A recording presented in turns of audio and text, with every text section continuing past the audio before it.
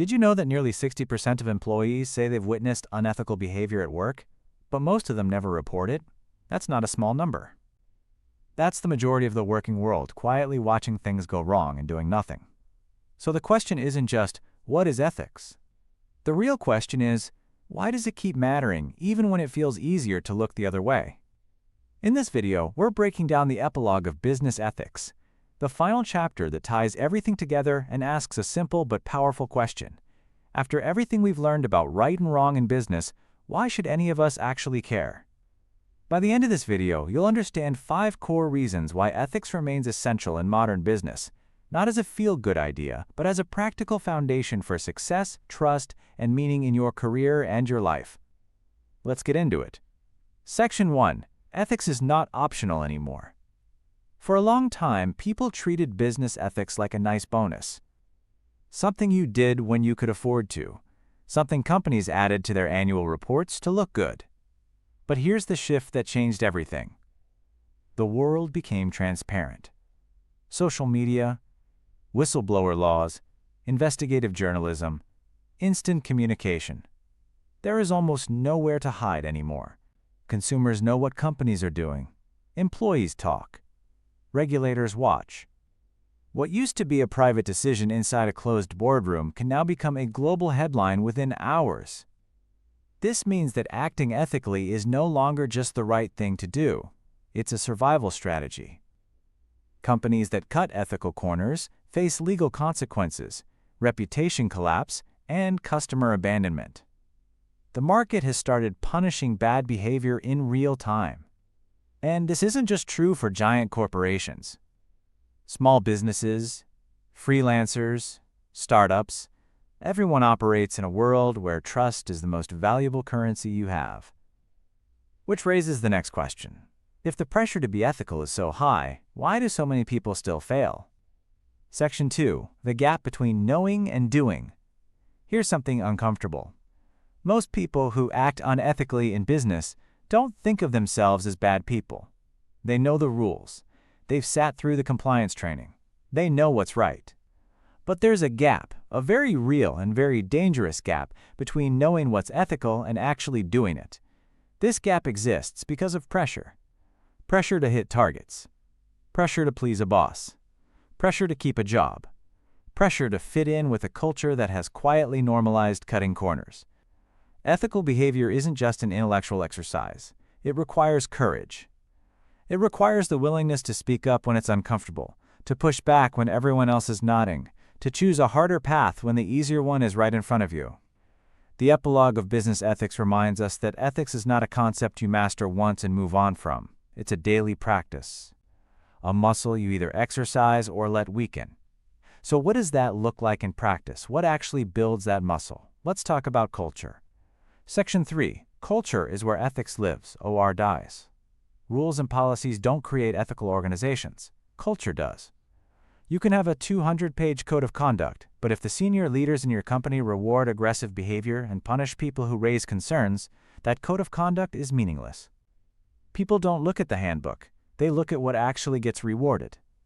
This is why the epilogue emphasizes that ethical leadership is not a title or a department. It's a behavior. It's modeled from the top and felt at every level. When leaders make decisions transparently, admit mistakes, and hold themselves accountable, something powerful happens. The people around them start doing the same. Trust builds, psychological safety grows. Employees become more likely to report problems rather than ignore them. The opposite is also true. One high-performing but ethically toxic leader can poison an entire organization over time. History is full of examples. Enron, Theranos, Wells Fargo, all organizations where culture collapsed because the ethics at the top were rotten. So culture shapes behavior. But here's something deeper. Ethics also shapes identity, and that might be the most powerful reason of all. Section 4. Ethics and the question of WHOUR. Business ethics isn't only about companies and policies. At its core, it's about people, about you. Every ethical decision you make in your career, whether to be honest with a client, whether to take credit for someone else's work, whether to speak up about something wrong, is also a decision about who you are becoming. This is something the epilogue returns to with real weight. The study of business ethics is, ultimately, a study in character. And character is not fixed. It's built, slowly, through the choices you make when no one is watching and when the stakes feel low. Most people don't plan to become unethical. They drift. They make one small compromise, then another, then another. And one day they look up and realize they've become someone they don't recognize. The flip side is equally true. Every time you choose integrity over convenience, even in small moments, you are reinforcing who you want to be. You are building a track record with yourself that makes the bigger ethical choices easier when they come. Ethics, in this sense, is personal development. It's not just about the business you work in, it's about the life you build. Now that we've looked inward, let's zoom back out, because there's one more dimension to this that we can't ignore. Section 5. Ethics and the world we share. Business does not exist in a vacuum.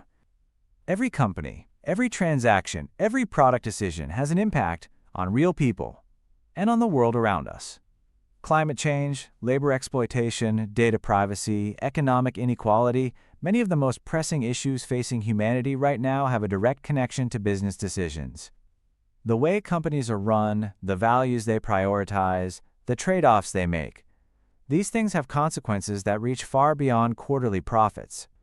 The epilogue of business ethics closes with a call to action, not just for companies, but for every person who will enter a boardroom, run a team, start a business, or make a purchasing decision.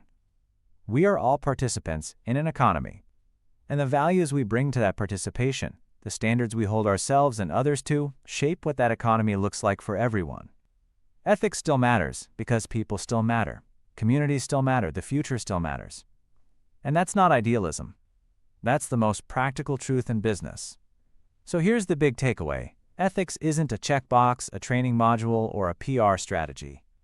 It's a living, breathing practice that lives in your daily decisions, in the culture of every organization, and in the kind of professional and person you are choosing to become. If this video gave you something to think about, hit that like button. It genuinely helps this channel reach more people who care about these ideas. Subscribe if you want more content that makes business school concepts actually make sense. And drop a comment below. I want to know what's the hardest ethical decision you've faced in a professional setting or one you're thinking about right now. Let's have that conversation. Thanks for watching. See you in the next one.